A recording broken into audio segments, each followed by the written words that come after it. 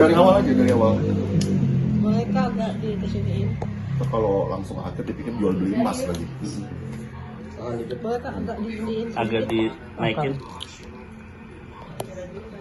Iya, kalian aja. Nggak apa-apa, nggak apa-apa. Jalan aja. Udah Bembeng mulai nanya. Oke. Sebentar.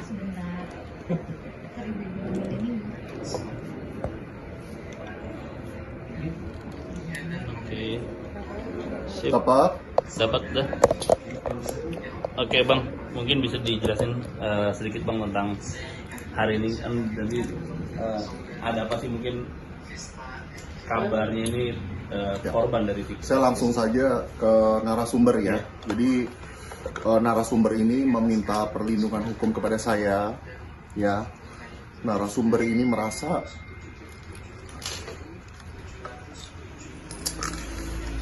dinikahi secara siri, teman-teman. Lalu setelah hamil diterlantarkan. Untuk makan aja dia susah nih teman-teman. Dan klien saya ini selalu menghubungi VP untuk meminta nafkah ya, dari makan, biaya persalinan dan sebagainya. Tapi VP ini sangat sulit dihubungi, ya, sangat susah sekali untuk dihubungi. Sampai hari ini begitu VP tahu entah dari mana klien saya ini datang ke rumah Bunda Maya, baru VP mau WhatsApp seolah-olah mau berlaku baik. Tapi selama berbulan-bulan lamanya sebelum klien saya memutuskan untuk speak up, klien saya ini diterlantarkan dalam kondisi hamil 9 bulan. Dan ini sudah pembukaan 1. Dia ngomong sama saya, Vin, aku takut banget untuk speak up di media, aku takut diintimidasi. Karena tidak cuma diterlantarkan, klien saya ini juga mendapatkan intimidasi dari akun Instagram yang saya duga juga ada hubungan keluarga dengan si VP. Mungkin kamu bisa tunjukkan akun Instagram yang mengintimidasi kamu ya. Sudah diterlantarkan, tidak dibiayai, plus masih dibully gitu loh. Coba baca-baca kata-katanya. Baca aja nggak? Boleh baca nggak? Kamu baca kata-katanya apa aja dari atas. Kata-katanya, ada masalah apa sih lo nulis di caption kayak gitu? Makanya lo jadi perempuan biar mahal, manusia murah lo. Terus ada lagi, haus banget validasi ya. Nih gua kasih tahu. Jadi perempuan itu harus bisa jaga kemaluan lo sendiri. Drama banget hidup lo, nganggur sih. Gak punya apa-apa juga. Tunjukin zoom. Jadi sudah diterlantarkan, tidak dibiayai ya. Terus juga uang digoreng-goreng kadang-kadang ya. Ya. Minta uang juga susah banget, hanya untuk makan saja susah ya. Sampai makan aja kadang dibelikan sama orang lain. Tapi masih diperlakukan, dikata-katain seperti ini. Mbak, untuk pernikahan sirinya itu apa sih kalau boleh tahu dong? Kronologi. Mbak bisa jelasin dulu kronologis. Mbak kenal sama Vicky, menikah kapan? Gak apa-apa Mbak, langsung sebut nama begitu. Gak apa-apa. Mbak kenal sama Vicky kapan? Menikahnya kapan? Seperti apa awalnya kenal sama Vicky? Coba jelasin aja, Mbaknya dulu sebagai korban. Kalau awalnya memang karena saya berlokasi di Pati dan kebetulan VP ini memang waktu itu memang sedang ada pekerjaan di Pati dan saya sudah dari setahun yang lalu. Jadi karena bolak-balik ke Pati, karena saya juga berdomisili di Pati, kebetulan kenal di situ, gitu. Dan itu sudah terjadi setahun yang lalu. Tahun 2025 ya. Ya, tahun kemarin. Proses perkenalan itu seperti apa sama Vicky itu? Proses perkenalan memang awalnya kita by DM di Instagram, terus akhirnya lanjut ke WhatsApp, terus akhirnya memang lanjut ke ketemu gitu. Ada Yang pacaran nggak? ingin mengajak ketemu itu duluan siapa? VP-nya. VP. Iya. Jadi karena sering ke Pati, sering ngabarin waktu ini awal pertemuan ya, sering ngabarin memang saya lagi di Pati, ketemu yuk gitu. Sampai akhirnya dia merasa suka sama Mbak. Apa sih berapa kali mungkin proses pertemuan itu sampai akhirnya terjadilah dirimu hamil? Sebenarnya kalau merasa suka, sebenarnya kalau dari awal untuk pertemuan, kalau ditanya takut, nggak takut ya, karena kan memang track recordnya memang yang saya lihat juga begitu ya. Jadi saya sebagai perempuan juga takut, tapi ketika lama-lama VP ini mempunyai niat yang baik, akhirnya sebagai seorang wanita yang kita di VP mempunyai niat yang baik, saya juga tidak ada pikiran untuk berpikiran buruk lah. Akhirnya ya sudah, saya menerima perasaan itu dan mau mencoba untuk menjalin hubungan. Pada saat menjalin hubungan, apa sih yang diiming-imingin Vicky sampai dirimu mau mungkin dinikahin ataupun dinikahin ya sih? Iya. Secara siri, secara siri. Apa yang sampai akhirnya yang dia memberikan janji apa kepada kamu sampai kamu mau gitu? Oke. Jadi sebelumnya saya ini kan pernah gagal di pernikahan pertama. Jadi karena ini pernikahan kedua saya dan VP ini menjanjikan sesuatu hal yang tidak saya dapatkan di pernikahan pertama saya. Maka saya tidak pernah berpikiran yang buruk bahwa segala yang dijanjikan itu saya tidak tahu apakah akan terrealisasi atau tidak, tapi sampai sekarang itu memang belum begitu. Dari yang awal-awal mau dijanjikan ini itu sampai sekarang memang belum. Saya tidak mau mengatakan oh tidak terrealisasi, karena saya juga tidak mau, maksudnya kan saya mau merealisasikan, saya tidak mau berkata tidak, tapi sampai sekarang dan sampai detik ini memang belum apa yang selalu dijanjikan kepada saya pada saat itu. Mbak, mungkin nikah dulu atau hamil dulu? Just be fair, just be open. Jadi begini, memang karena saya memang hamil duluan, tapi waktu itu ketika mau menikah, VP ini memastikan bahwa memang bayi yang ada di kandungan saya ini memang benar-benar sudah ada detak jantungnya. Jadi menunggu untuk benar-benar ini ada nyawanya, gitu. Baru kita menikah. Lalu mau memang bertanggung jawab awalnya ya? Karena memang VP yang menginginkan anak ini. Jadi sebelum saya positif hamil, VP ini sering mengatakan ke teman-teman kami juga, saya pengen punya anak nih dari Fang-Fang, dari Fang-Fang. Jadi karena seperti itu, memang itu anak itu memang dia yang mau juga gitu. Tunjukin bukti chat kalau dia mengakui itu anak dia. Tunjukin. Yang Yang kamu kirim ke saya. Nggak apa-apa. Yang ada kata-kata kasar itu loh, mau tunjukin saya. Kita mau fair aja lah, open lah. Karena saya tahu lah dari pihak sana pasti akan menyangkal ini, menyangkal itu. Udahlah, kita being open aja lah. Ya kan? Boleh dibacain Kak? Kelihatan nggak? Tolong Oke. tunjukkan ke. Saya ini ya. Sambil dulu. Oke. Kan saya ada kirim video, saya bilang walaupun Bumil outfit harus tetap kece. Terus dia bilang jadi kepengen dientot gitu. Gimana kalau pakai baju seksi tapi perutnya gede? Ilfil nggak sayang, saya nanya gitu. Enggak lah, kamu kan hamil anak aku, dia bilang gitu. Jadi memang di awal memang dia tahu bahwa memang ini anak yang dia juga mau, dan anak ini juga memang anaknya dia. Pas proses mungkin ijab kabul pas kawin siri tersebut itu kapan sih Kak? Tanggal 24 Februari. 24 Februari ya. 2026. 2026 ya. Pas pernikahan itu disaksikan sama keluarga Bapak dan ada surat Iya, pernikahan iya, itu. ada. Ini ada Siapa surat. aja saksinya? Saksinya ada kerabat kami dan ada dari PP juga, ada kedua orang tua saya, ada Dari pihak BP siapa? kalau dari pihak PP ada astrinya, Foto sudah? Foto? tapi nggak ada yang saksinya. Nggak apa-apa. Yang ada aja.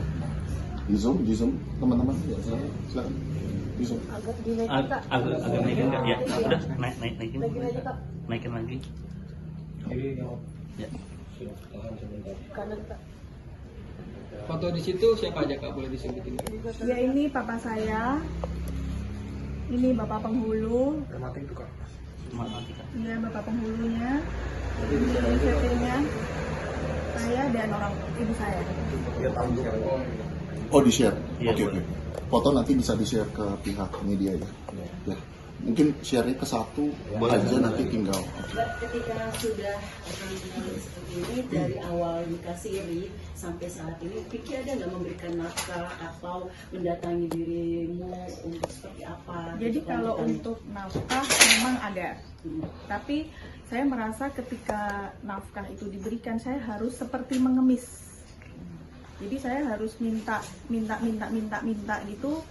Oh ya, jadi saya harus minta gitu. Jadi saya seperti setiap bulan harus mengemis nafkah yang padahal PP juga tahu bahwa saya ini tidak bekerja.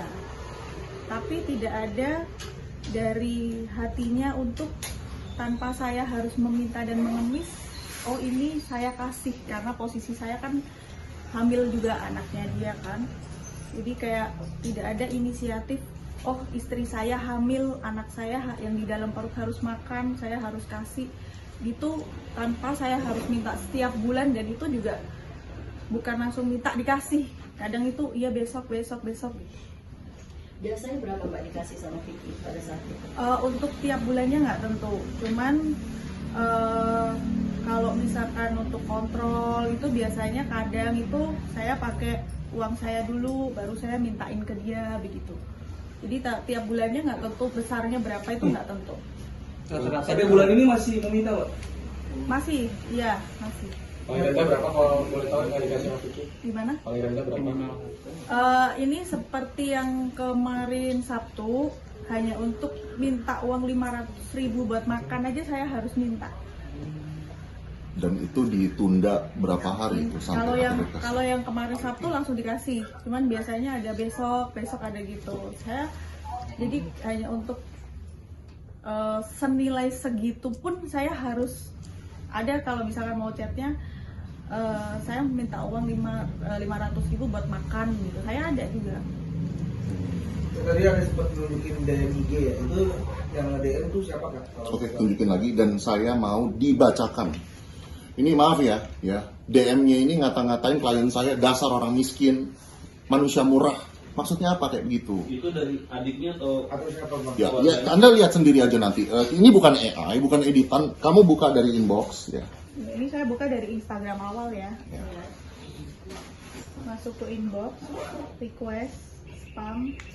Bacain dari atas. namanya siapa itu Mbak? Namanya? Ya silakan lihat sendiri aja. Silakan lihat sendiri. Katasin aja bang. Nah, sini pegang saya, pegang. Ya oke. Udah terang. Kelihatan? Mati kak. Tunggu kak, tahan kak. Baby Lestari. Itu foto pack apa foto asli orang tersebut? Saya pencet aja ya. Ini kata-katanya. Boleh bacain aja. Ada masalah apa lo nulis di caption kayak gitu? Makanya lo jadi perempuan biar mahal, manusia murah lo. Terus ini baru banget ya, jam 11.32, haus banget validasi ya. Ini gua kasih tahu. Jadi perempuan itu harus bisa jaga kemaluan lo sendiri. Drama hidup lo nganggur sih, nggak punya apa-apa pula. Itu hari ini, Kak. Iya baru banget, 11.32. Itu pihak keluarga. Profil akunnya di klik Kalau aja. dari profil akunnya, Boleh lihat fotonya? Nah, udah kamu jangan sebut biar wartawan sendiri nanti. ini lihat profil. Ini. Adiknya ya. Kenapa kita ngomong terduga keluarga? Karena memang pernah ada video bersama. Sebelah kak, ini kak. Ke atas ini kak. Sini coba. Tangan ke tangannya.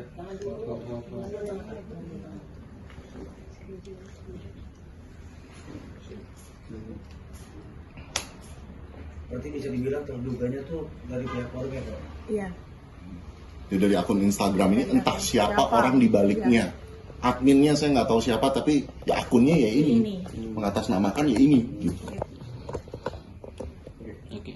Bang, kalian abang kan dapat intimidasi kayak gitu ya. Nah, langkah selanjutnya mungkin bagaimana bang? Ya, memang dari kemarin malam saya sudah mempertimbangkan untuk mengambil langkah hukum, tentu saja. Saya nanya sama si Fang Fang, ya, kamu sama Polda dekatnya? Dia bilang jauh bang, paling dekat kemana? Kalau Polres cuma 10 menit ya. Nanti setelah klien saya kembali ke Pati, ya karena ini sudah pembukaan pertama ya, biar dia fokus dengan persalinannya dulu, baru nanti kita akan masukkan laporan ke Polres terdekat, yang tentu saja dekat dengan radius dari klien saya ini. Karena jujur teman-teman, sebetulnya klien saya ini sudah tidak diizinkan oleh dokter untuk pergi traveling sejauh ini. Dia harusnya sudah stay home. Tapi saya yang bilang, Fang Fang, kalau kamu nggak speak up, bagaimana kita bisa memperjuangkan hak kamu dan hak anak kamu? Ya, apalagi nanti kalau kamu nggak speak up, yang kita khawatirkan kan kita nggak tahu sepak terjang VP ini seperti apa. Saya hanya tidak ingin ada mungkin ya Fang yang lain, wanita-wanita seperti Fang yang lain yang bernasib sama dengan klien saya ya. Ya, jadi we decided to speak up ya. Kamu juga merasa dengan speak up apa tadi yang kamu sampaikan di podcast? Jadi sebelumnya saya sudah make sure sekali dengan saudara VP ini. Dari awal perkenalan saya sudah memastikan bahwa saudara VP ini tidak mempunyai istri, sehingga saya mau untuk didekati dan hingga saya mau untuk dinikahi. Tapi seiring berjalannya waktu, saya tidak mengetahui secara pasti hubungan saudara VP ini dengan saudara R. Tapi semakin kesini, saudara VP ini kan sering pergi bersama dengan yang katanya mantan istrinya. Saya tidak tahu itu apakah hubungan mereka seperti apa. Yang jelas, saya sebagai istrinya seperti merasa aneh aja gitu. Karena saya yang istrinya malah tidak pernah diajak pergi, tapi yang dibilang mantan istrinya malah sering pergi menemani. Jadi kenapa saya speak up di sini supaya untuk wanita di luar sana jangan sampai mengalami hal yang sama seperti apa yang saya alami.